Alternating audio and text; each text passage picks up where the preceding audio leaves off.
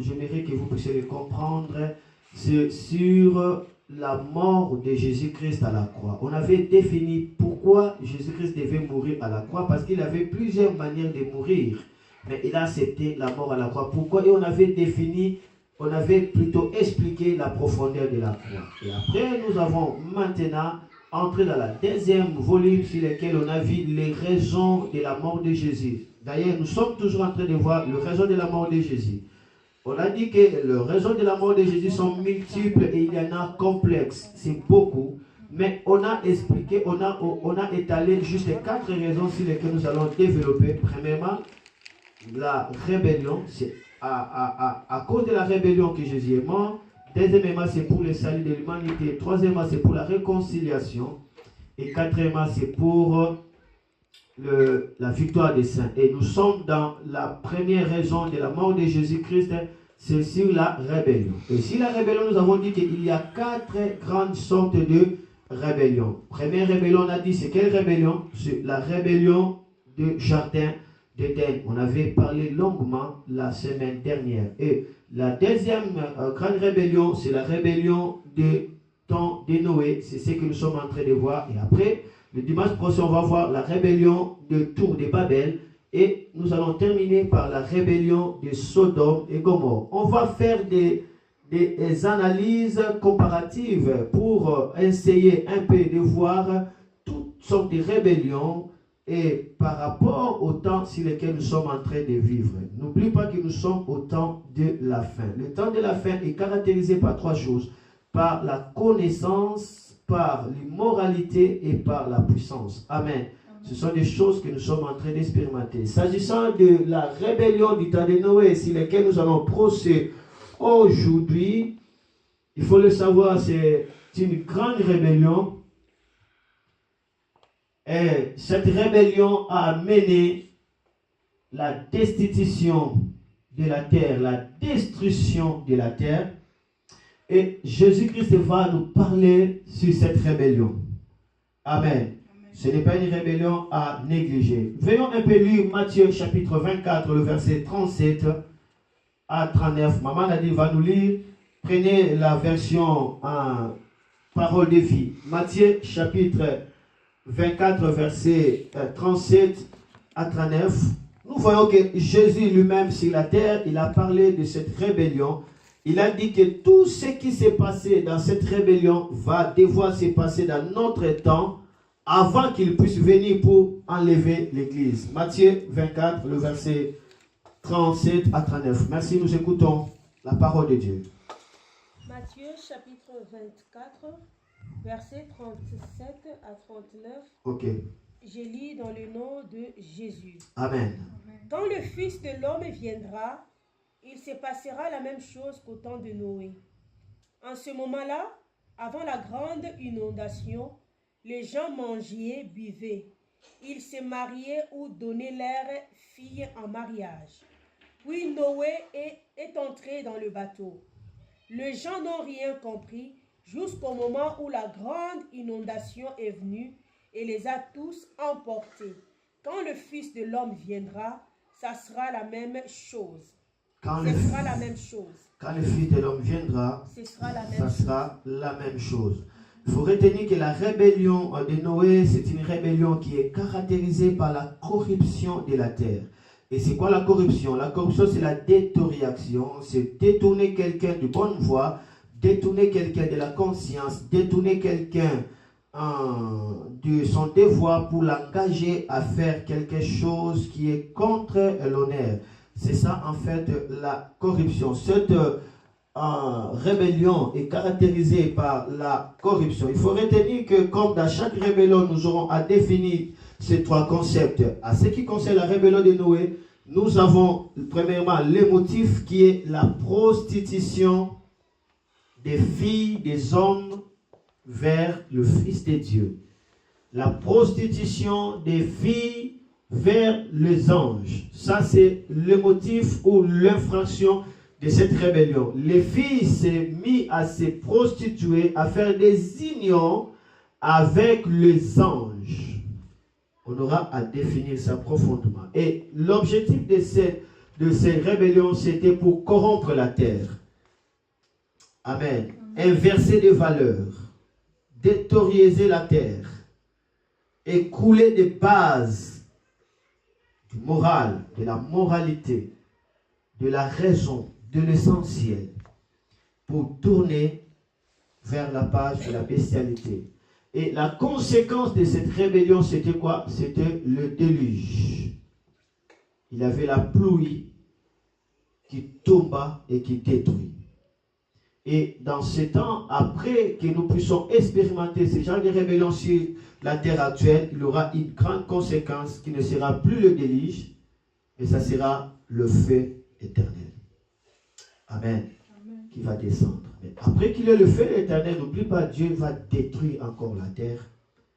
Et en détruisant la terre, et il aura maintenant la récompense éternelle. Pour ceux qui avaient servi le Seigneur, le ciel. Ceux qui n'avaient pas servi le Seigneur, ça sera l'enfer. Alors, la grande rébellion du temps de Noé avait des signes.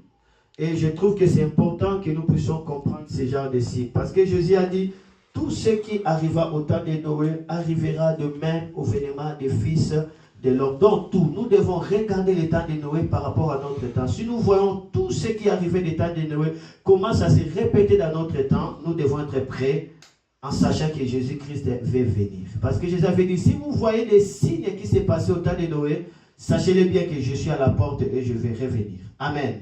Et le premier signe du temps de Noé, c'était le manger et le boire. Selon Matthieu, chapitre 24, le verset 28. La Bible dit, au temps de Noé, les hommes mangeaient et buvaient.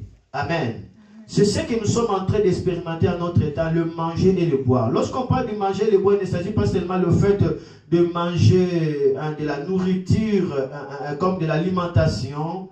Non, mais il s'agit tout simplement le fait de se livrer à l'ambiance. C'est ça l'expression manger et le boire. Et il y avait deuxième signe qui caractérisait le temps de Noé, c'était se marier et marier. Dans le temps de Noé, les hommes se mariaient et les hommes mariaient leurs fils et mariaient leurs enfants.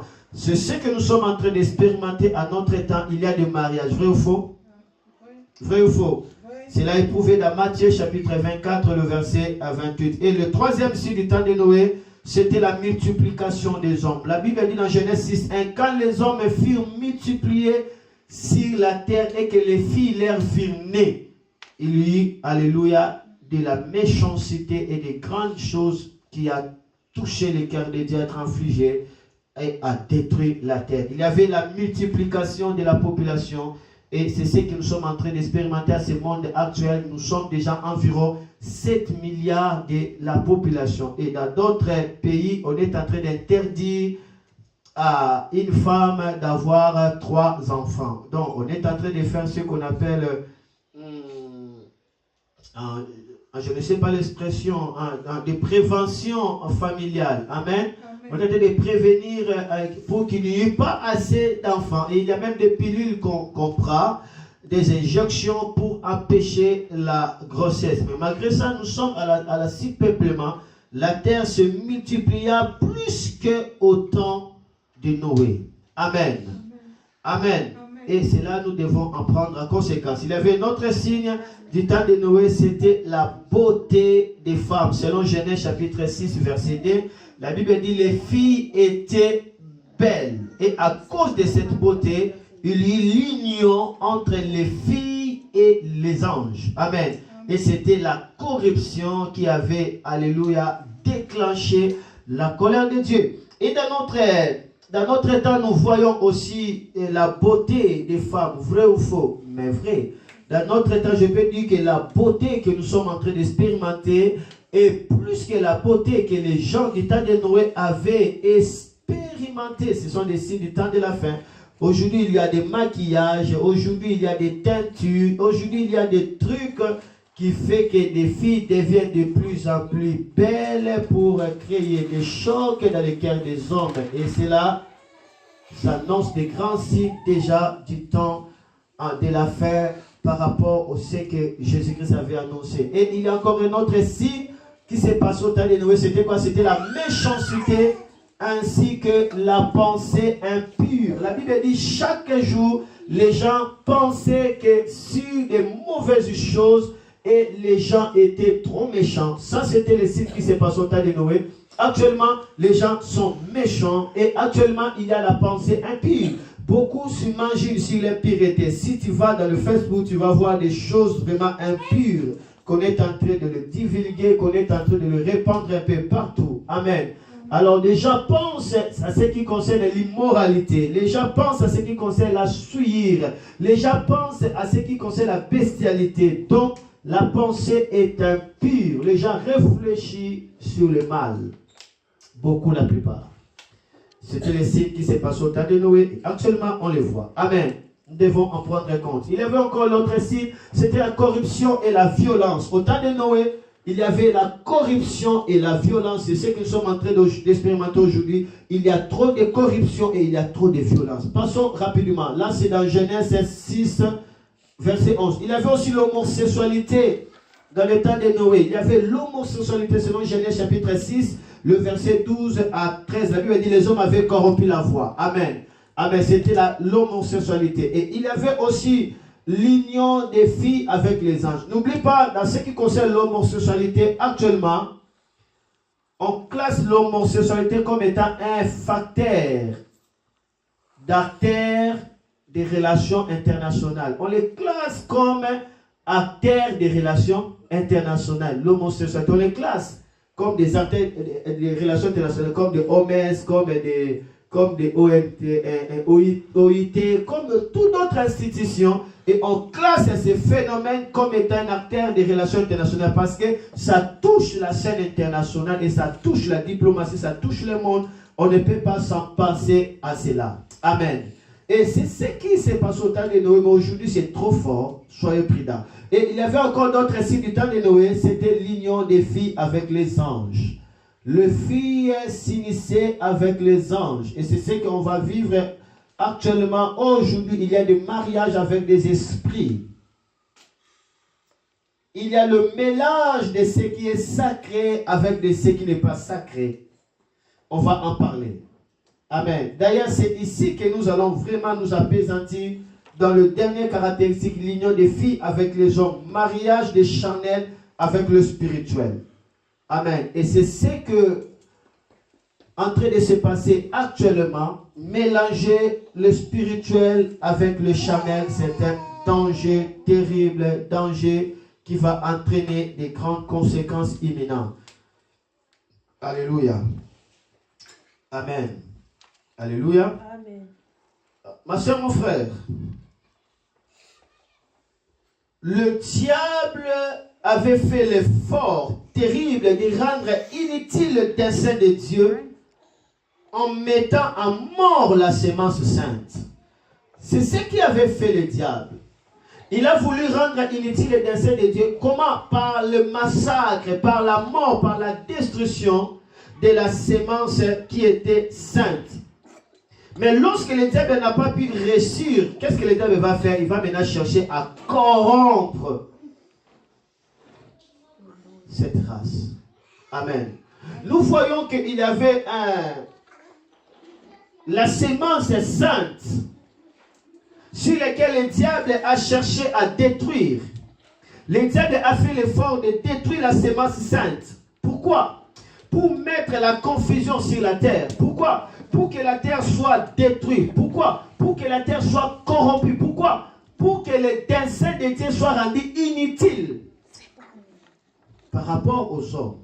Et le diable cherche à détruire la sémence sainte. La première sémence sainte, c'était Abel. Abel était la sémence sainte et le diable l'a détruit à travers Caïn.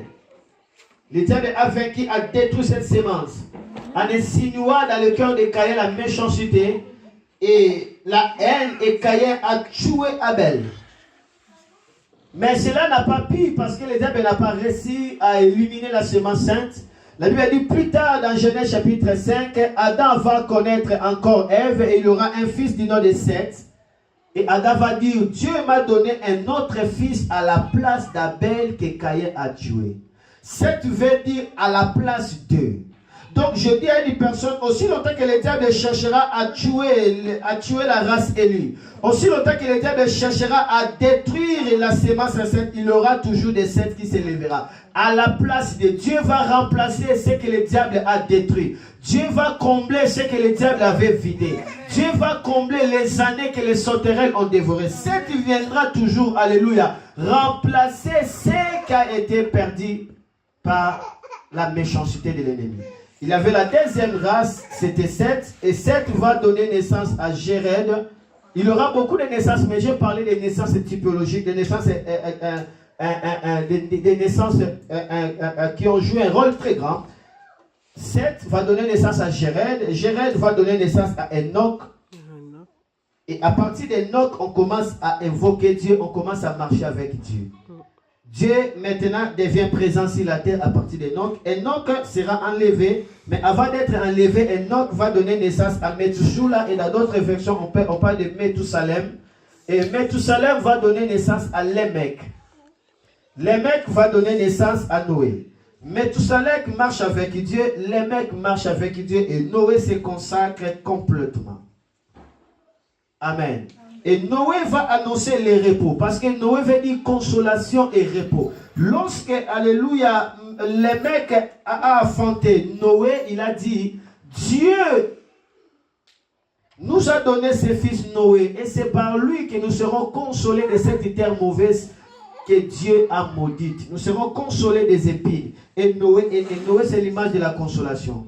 Quelle était la consolation que Noé avait portée? C'était l'arche. Amen. C'était l'arche. Et actuellement, autant que nous sommes en train d'expérimenter, le message de Noé est là pour nous consoler. Et la consolation, c'est quoi? C'est être échappé de la colère de Dieu. C'est être enlevé. C'est être préparé pour rencontrer le Seigneur dans les airs. Alors que les gens seront, alléluia, détruits, alléluia, ceux qui vont croire au message de l'évangile seront échappés. Alléluia. Et c'est important, il faut le savoir ça.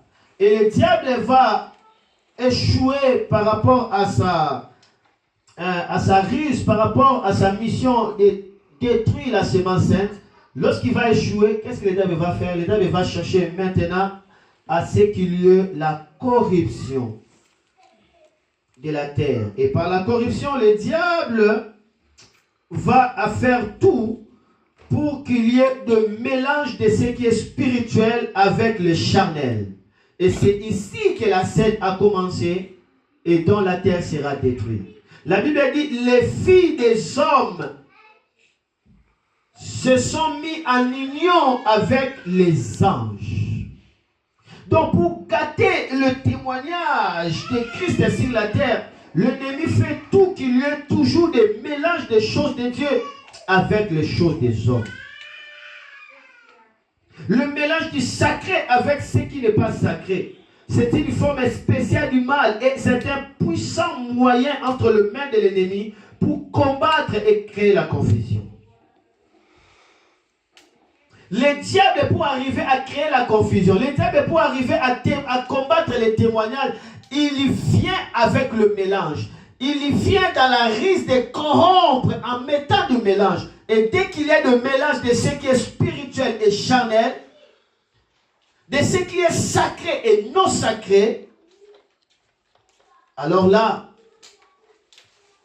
il y a déjà la confusion à ce qui concerne l'authenticité. Il y a déjà la confusion à ce qui concerne la pureté. Mais ce que j'ai pu remarquer est que souvent ce mélange revêt de belles apparences. On peut le prendre pour une opération plus puissante et plus complète de l'esprit. On peut le considérer comme quelque chose de réjouissant, comme quelque chose de puissant, comme quelque chose de la manifestation de la gloire de Dieu. Et souvent on a mal à le comprendre dans son vrai sens du mal. Lorsqu'il y a l'union, lorsqu'il y a la communion du sacré avec ce qui n'est pas sacré, du spirituel avec ce qui est charnel, du monde avec ce qui est de Dieu, les gens le voient comme si c'était une manifestation de la gloire de Dieu, comme si c'est l'approbation de Dieu, comme si c'est l'œuvre de l'Esprit. En réalité, ce n'est ni même de la manifestation de la gloire de Dieu, mais c'est du mal et du mal pire. Alléluia. Alléluia. Amen. Rappelez-vous que cette union n'a pas produit des choses inutiles. L'union des filles avec les hommes ont produit des géants. La Bible parle des géants. C'était déjà costaud, c'était déjà élevé. Dès que les filles ont péché, ont fait l'union avec des anges, c'était des anges. C'est l'image de spirituel avec le physique. Il n'y a pas de relation entre le monde et Dieu. Lorsque je parle du monde, je ne parle pas sur le plan cosmos. Je parle du monde sur le plan des systèmes. Le système de ce monde ne peut pas marcher ensemble avec le système du ciel.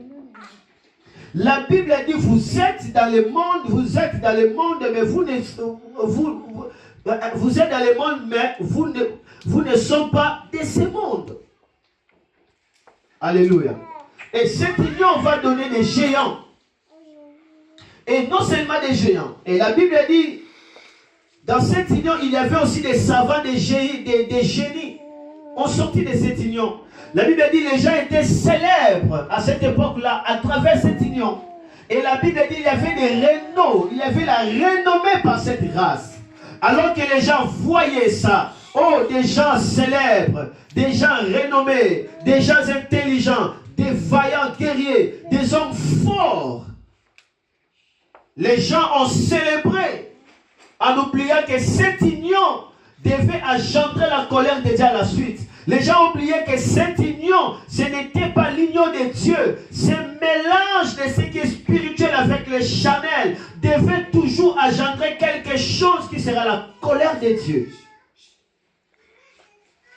Pour gâter les témoignages de Christ sur la terre, l'ennemi fait qu'il y ait un mélange des choses de Dieu avec celles du monde. Cela veut dire le système de ce monde. Suivez-moi avec beaucoup d'attention, s'il vous plaît, et je m'avance rapidement. Alléluia. Alléluia. Amen. Le mélange du sacré avec ce qui n'est pas sacré, c'est une forme spéciale du mal. C'est un puissant moyen entre le mains de l'ennemi pour combattre et créer la confusion aux enfants de Dieu. Même si ça paraît meilleur, même si ça paraît comme ça réussit, mais laisse-moi te dire que dès qu'il y a toujours des mélanges, Dieu ne sera pas là et la colère de Dieu viendra après. Alléluia. Amen. Il y a toujours des désastres terribles qui se produisent à la suite quand il y a l'union des choses de Dieu avec celle du diable, avec de la chair. Car notre Dieu n'est pas un Dieu de mélange et il fait ici l'authenticité. Prenons l'exemple des fils d'Aaron. Ils ont fait les mélanges, mais ce n'était pas aussi mal. Le feu était déjà sur l'autel. Mais ils sont partis pour prendre le bois qui avait le feu. Et ils ont amené ce feu dans l'autel, dans le lieu saint. Dès qu'ils ont fait entrer ce feu dans l'autel, automatiquement le feu qui était dans l'autel les a explosés et ils étaient tous morts. Pourquoi? Parce qu'ils ont voulu mélanger le feu sacré avec le feu humain. Or, le feu qui était sur l'autel, ce n'était pas le feu que Aaron avait allumé. C'est le feu que Dieu lui-même avait allumé. Aaron avait seulement préparé l'autel, mais le feu venait du ciel et le feu était descendu. C'était authentique. Ce n'était pas quelque chose d'imitation. Ce n'était pas quelque chose des efforts humains. Ça venait de Dieu. C'est très dangereux dès qu'on mélange l'onction avec les efforts humains. Alléluia. C'est très dangereux dès qu'on mélange Dieu avec le monde. C'est très dangereux dès qu'on mélange le succès de Dieu par rapport au système de ce monde. C'est très néfaste dès qu'on fait des mélanges de ce qui est spirituel avec de ce qui est charnel. La Bible dit nous sommes dans ce monde, mais nous ne sommes pas de ce monde. Alléluia. Et dès que le fils d'Aaron a fait ça, il y avait la mort et il y avait la restriction de la gloire de Dieu. Dieu a dit, à cause de ça, vous allez entrer seulement une fois par an. Combien de fois nous sommes privés de la gloire de Dieu dès que nous voulons mélanger des choses? Combien de fois nous sommes privés de la gloire de Dieu dès que nous voulons prendre la volonté de Dieu, le mélanger avec notre volonté? Combien de fois nous sommes versés dans la colère, séparés de Dieu, dès que nous voulons prendre la parole de Dieu selon l'intelligence humaine, comprendre Dieu selon nos pensées? Est-ce que je peux avancer un peu? Est-ce que je peux avancer encore? Amen. Alléluia. Amen. Alléluia. Amen. Ce n'est pas encore fini. Nous parlons des fils d'Élie, les sacrificateurs. La Bible dit, ces fils ont pris des femmes et les ont fait entrer dans le lieu saint. Ces fils, ils sont en train de prendre ce qui était consacré à Dieu et ils commencent à manger ça. Du mélange. On prend des choses destinées à Dieu et on les prend comme soi.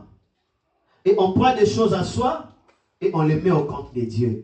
Notre Dieu n'aime pas le mélange. Et Dieu avait sanctionné et ils avaient crié Ichabod. La gloire était bannie. La gloire est bannie dès qu'il y a de mélange. Je peux vous parler de Aka.